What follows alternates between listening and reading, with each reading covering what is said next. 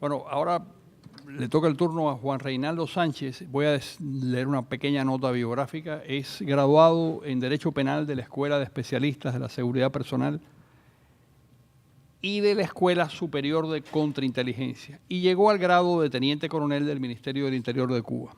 Fue escolta personal de Fidel Castro por más de 17 años y participaba en reuniones del Comité Central del Partido, Buró Político, Consejo de Estado, Consejo de Ministros y de las Fuerzas Armadas. Era el encargado de llevar la agenda personal de Fidel y lo acompañó en viajes a más de 20 países. Decepcionado del sistema, decide separarse del mismo en el año 1994 y es encarcelado durante 2 años. Abandonó clandestinamente el país en el 2008 y está radicado en los Estados Unidos. Recientemente publicó el libro La vida secreta de Fidel Castro, que es un éxito, un bestseller en Francia en este momento, que se lanzó en francés en París y pronto saldrá en español, inglés y varios otros idiomas. Yo he conversado con él en otras oportunidades y estoy seguro que hay muy poca gente que tenga tanto nivel de información de cómo funciona el poder como Juan Reinaldo Sánchez. Así que, por favor, Juan Reinaldo, es tu turno.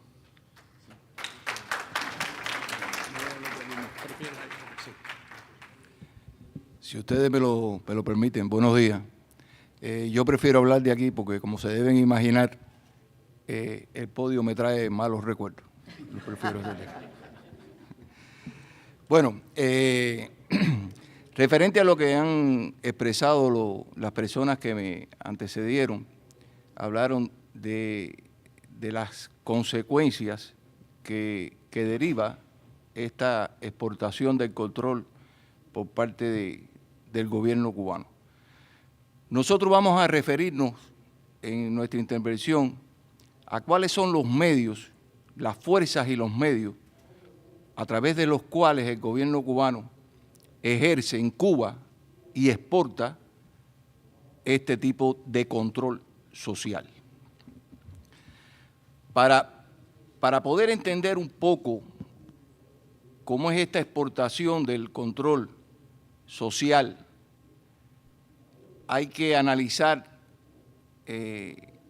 algo de cómo está estructurado el control dentro de la sociedad cubana. En Cuba existen varios mecanismos para el control y hay que decirlo, aunque nos duela, que han sido bien eficientes. No hay espacios vacíos en la sociedad cubana que no sea controlado por el Estado. Para ello han creado un sistema que fundamentalmente ejercita el Ministerio del Interior a través de su Dirección General de la Contrainteligencia, y han creado a través de todos estos años diferentes organizaciones estatales, políticas, sociales, estudiantiles, gubernamentales, no gubernamentales, que a través de ella ejercen el control de la sociedad cubana.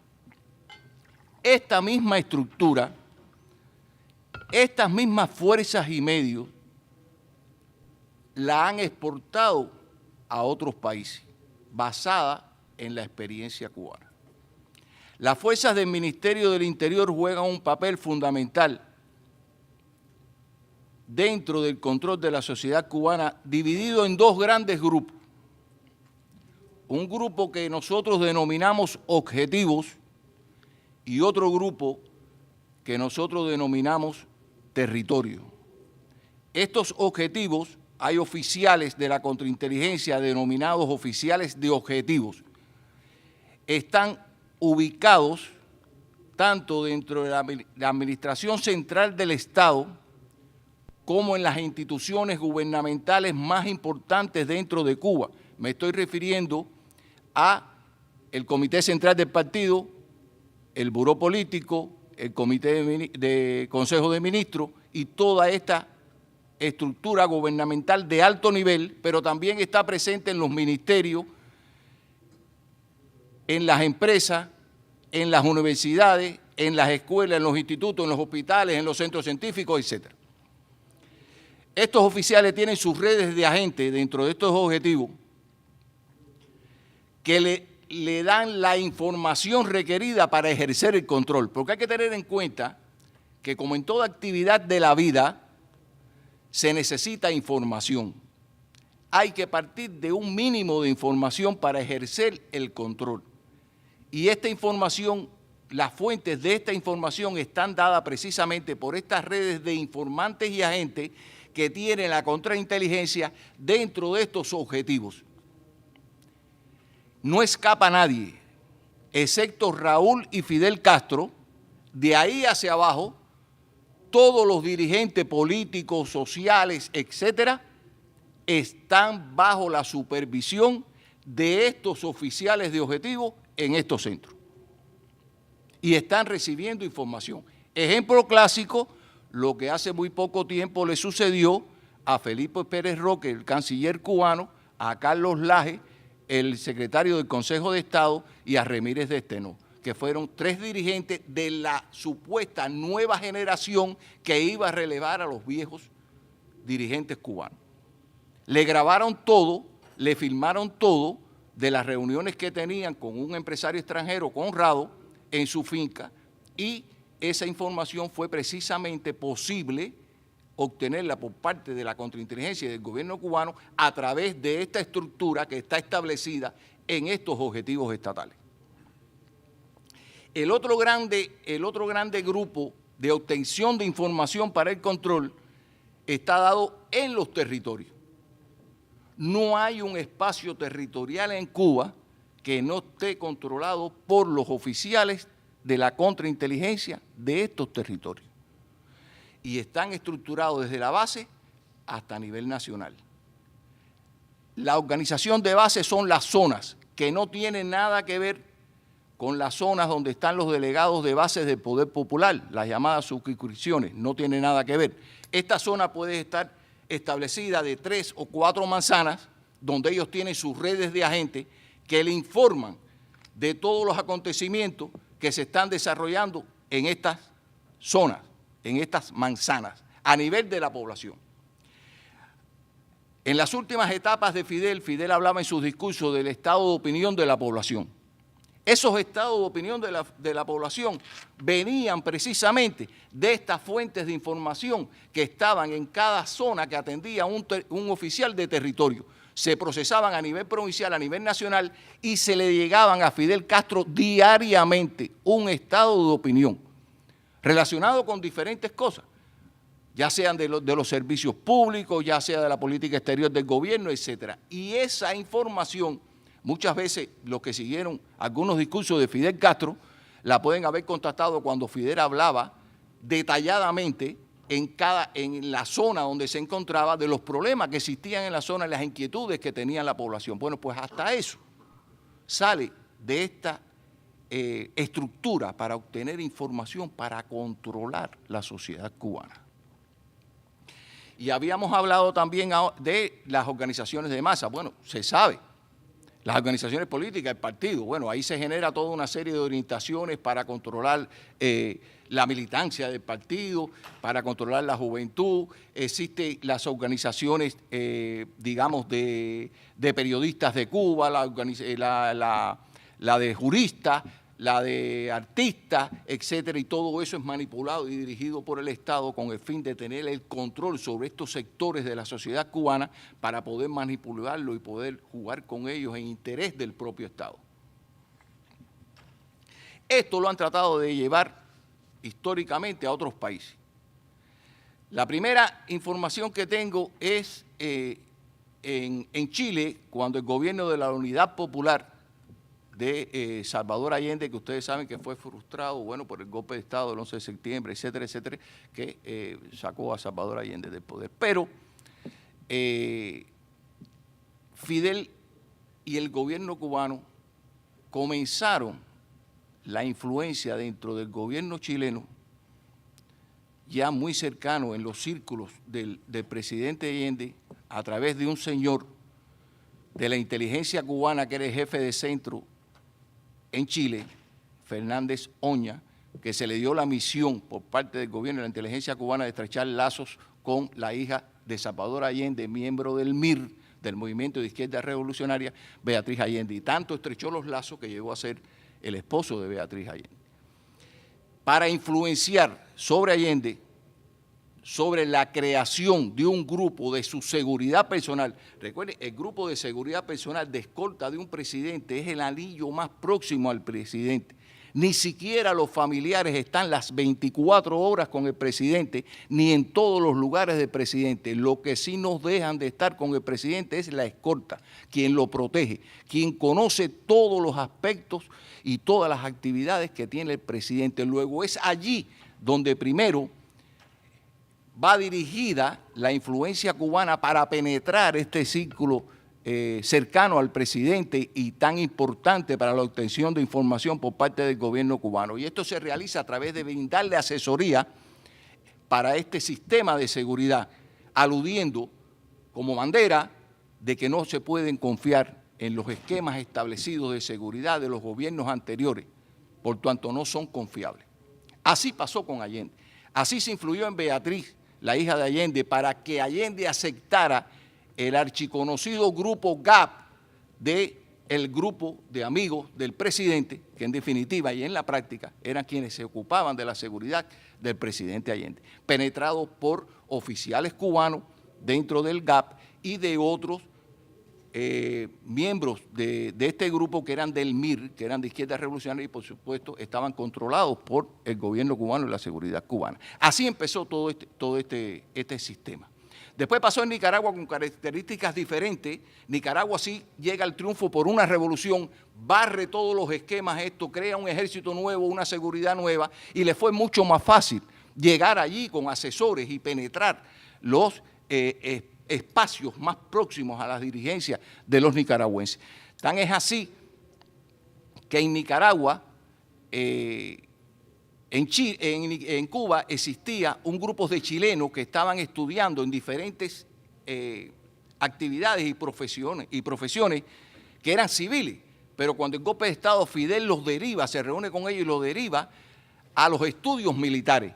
Crean grupos de chilenos que posteriormente actúan en la guerrilla nicaragüense y crean agrupaciones militares que actúan dentro de la guerrilla nicaragüense y están presentes incluso dentro del triunfo. Dentro de eso también había oficiales cubanos como Renán Montero, que llegó a tener el grado de comandante y fue uno de los fundadores del Ministerio del Interior con el comandante Tomás Borges y con Lenín Serna, el jefe de la seguridad en Nicaragua. Después vemos ahora el caso de Venezuela. El caso de Venezuela, como bien había apuntado mi antecesor, es un caso de vida o muerte para el gobierno cubano. Venezuela puede vivir sin Cuba, pero Cuba no puede vivir en estos momentos sin Venezuela. Necesita el petróleo y el dinero de Venezuela. Y como bien apuntaba mi antecesor, después del desplome del campo socialista, incluso antes, Fidel vio venir el desplome del campo socialista, vio en peligro la economía cubana, porque en todos estos años de revolución no se dio a la tarea de modernizar y actualizar la industria cubana para tener una producción que fuera capaz de suplir, aunque fuera mínimamente, las necesidades del pueblo cubano. Era más fácil recibirlo todo de la Unión Soviética, con plazos para pagar que no se pagaron nunca y que casi todo era gratis. El petróleo, los alimentos, todo, era muy fácil. Y entonces solamente dirigió a desarrollar en algo la industria que era de importancia para el campo socialista, la industria azucarera, el cítrico, etcétera. Pero la producción de insumos para satisfacer las necesidades de la población no se desarrolló. Tan es así que el propio Fidel Castro, cuando el desplome del campo socialista y antes de comenzar el periodo especial, ha dicho, y en eso son las pocas veces que ha tenido razón, de que efectivamente la producción de Cuba estaba prácticamente en cero. Y cómo no, si nunca se dedicó a desarrollar esta producción. De ahí la necesidad de buscar un apoyo a nivel internacional que lo sacara de ese estado de crisis en que estaba el gobierno cubano. Y se le ocurre en el año 1990 la creación del Foro de Sao Paulo. Influye en presidentes, en personalidades en América Latina, incluso en guerrilleros y otras fuerzas de izquierda, para la creación de este Foro de Sao Paulo, con la idea, y él explicaba públicamente, que era para unir económicamente en un bloque, bueno, las economías de América Latina, porque habían sido explotadas por las colonias que habían saqueado a América Latina, etcétera, etcétera. Pero lo que no decía nunca, y sí lo expresaba en sus círculos íntimos y de los cuales yo tuve oportunidad de oír, es que esto representaba para Cuba en aquellos momentos también un problema de vida o muerte, porque Fidel Castro tenía que buscar una meta, un sector que le prohibiera de créditos y de facilidades para poder resolver los problemas económicos que estaban en Cuba. Y se le ocurrió la creación del Foro de Sao Paulo, que entre uno de sus peculiaridades o de sus objetivos es precisamente unir a América Latina en un foro. Eso mismo también lo ideó. Esto no dio el fruto que Fidel quería, por supuesto, se sabe, se conoce, pero esa era la idea que él tenía, como también la tuvo en la idea de cuando surgió la primera cumbre iberoamericana en el año 1991 en Guadalajara, que también trató estos temas a fin de tratar de buscar la unión económica y que lo salvara. Como bien dijo mi antecesor, Cuba entró en un periodo especial, Cuba entró en una crisis económica grave, había apagones de 14 y 12 horas, no había petróleo, el poco dinero que quedaba en Cuba para comprar petróleo no satisfacía las necesidades, no había producción de insumos y era una crisis total. La mano salvadora viene en el año 1999 con el ascenso de Hugo Chávez al poder.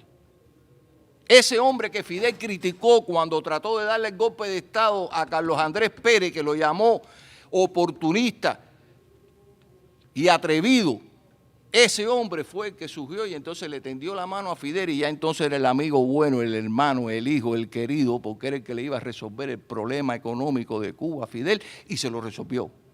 Se lo resolvió porque paulatinamente pudo no salir totalmente de la crisis económica que tiene Cuba, porque se sabe que la crisis económica, los tres problemas fundamentales de la sociedad cubana no se han resuelto desde el triunfo de la revolución, que son el problema de la vivienda, el transporte y la alimentación. Esos siguen ahí, están perennes, es una espada de Damocles sobre la cabeza del gobierno cubano.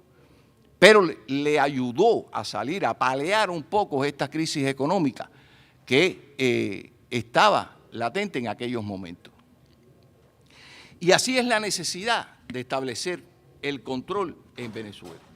Yo le decía que lo primero que hacen el gobierno cubano es brindar asesoría en cuanto a la seguridad del presidente, porque es lo que más está cerca del presidente, le estábamos hablando de eso, y esto va en aumento, se va desarrollando. Esto es una bola de nieve que va creciendo en la medida de que van exponiendo necesidades, porque cuando usted tiene un sistema de seguridad al lado de un presidente, usted necesita también tener información de saber si están planificando algún tipo de atentado, si saber si están planificando algún tipo de golpe de Estado. Pero para obtener esa información, entonces usted necesita otro equipo de personas de la contrainteligencia que se dediquen a buscar, obtener y procesar esta información derivada de los atentados y de los golpes de Estado.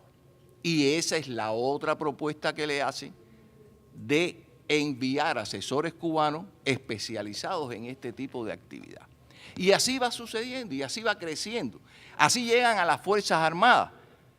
Así entra a jugar, como está entrando a jugar en Venezuela hoy día, la contrainteligencia militar, que es la contrainteligencia que opera dentro del sector militar, que es la encargada de crear redes de agentes y de informantes dentro de los militares.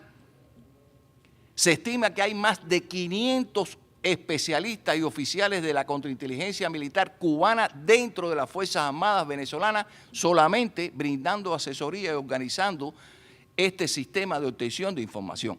No en vano se han visto últimamente que han sacado de sus cargos militares a antiguos oficiales que hasta hace unos años eran confiables y eran partidarios del chavismo.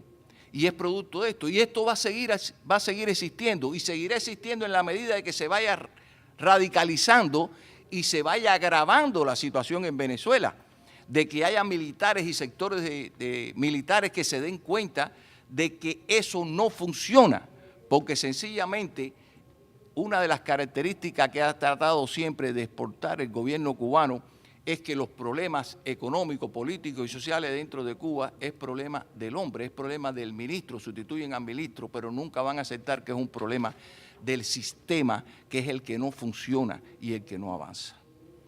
Unido a este factor humano que son las fuerzas, está el sector científico-técnico.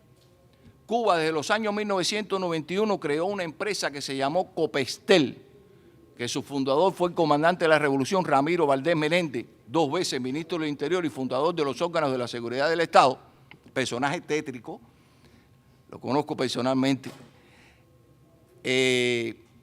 con el objetivo de controlar las comunicaciones y controlar los sistemas informáticos y crear sistemas informáticos que permitan el control del Estado dentro del aparato estatal y dentro de la sociedad cubana. De ahí surgió lo que se conoce en Cuba como la Ethernet, no Internet, sino Ethernet. Es una Internet cubana a la cual tienen acceso la mayoría de los profesionales cubanos, pero donde solamente se publican y se editan y se informan de las cuestiones que son importantes y que el gobierno cubano quiere que se conozcan. Y esa está creada aquí. Pero eso se vino desarrollando y ya en los años 2000 se crearon empresas que desarrollaron software para el control de la sociedad. Surgió la empresa Datis, que es una empresa muy vinculada al Ministerio del Interior, que crea software para la identificación de rostro, para la identificación de huellas biométricas, identificación de ADN y sobre todo para el control del Internet. Esto sale de esta empresa. Y surgió otra empresa, CETI, que es una empresa relacionada con el Ministerio de las Fuerzas Armadas para controlar y viabilizar el intercambio de información dentro de las Fuerzas Armadas. Estos software están presentes hoy en Venezuela porque fueron comercializados por otra empresa cubana, Albert, que es quien la ha comercializado en Venezuela. Esta Albert, que es la empresa comercializadora de Datis y de CETI, tiene relaciones muy estrechas con una empresa que se llama Herbert, que es una empresa francesa, que es la empresa que se creó las células de identidad que se emplean en Venezuela y en otros países. Esta célula de identidad tiene un chip que es un chip que se conoce como RFID, que es un chip que emite información a través de radiofrecuencia.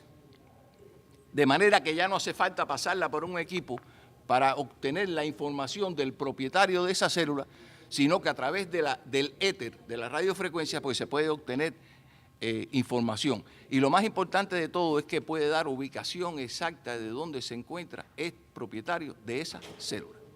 Pues esto lo comercializó Albert con esta empresa Herbert, que es una empresa francesa, y que Cuba sirvió de intermediario, porque ahí también Cuba, como intermediario, buscó una cantidad sustanciosa de dinero, porque Cuba no tiene el desarrollo técnico-científico para desarrollar algunos componentes que están implícitos y que están dentro de estas células de identidad. Todavía no tiene esa capacidad.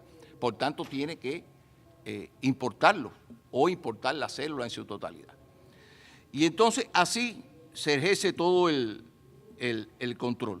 Cuba también influyó en el gobierno venezolano un poco con sus características de Venezuela y las características de Cuba en la creación de organizaciones políticos y sociales que permiten también el control de la población. Y me estoy refiriendo específicamente a esta creación como digamos, la comuna socialista que se crearon, que son organizaciones para dirigir la economía social un poco similar a lo que es el poder popular a nivel de base, fracaso total de dirección de la economía local, pero es lo que están llevando ahí. Y los consejos socialistas campesinos para dirigir y controlar al campesinado, las comunas, que también, y así organizaciones, estos mismos chavistas que están enfrentados a la oposición venezolana, pues no es más que un reflejo de lo que en Cuba existe, que se llaman los contingentes de respuesta rápida.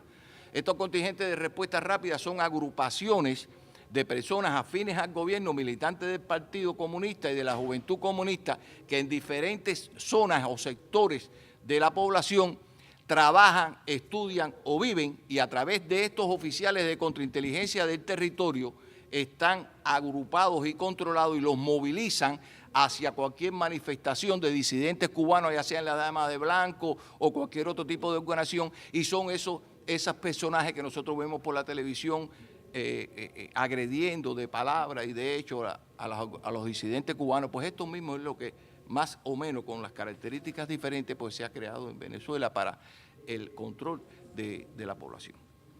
Si tengo tiempo me gustaría, quedan 5 minutos, bueno, voy a hablar muy rápido, de la influencia, la manipulación de Fidel Castro con algunos presidentes y personalidades en América Latina.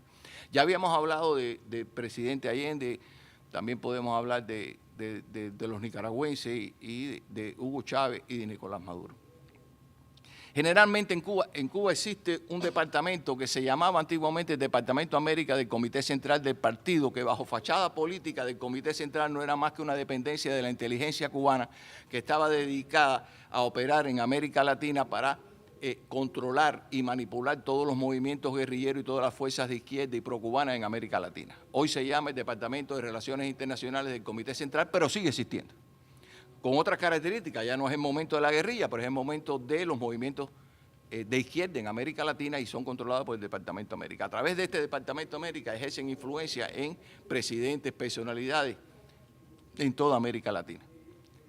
Tendríamos mucho que hablar, yo quisiera hablar de todas las medidas que se pueden emplear para evadir todo este control de las células de identidad, lo conocemos, de todo este control por parte del gobierno cubano, pero el tiempo no alcanza. Entonces, muchas gracias.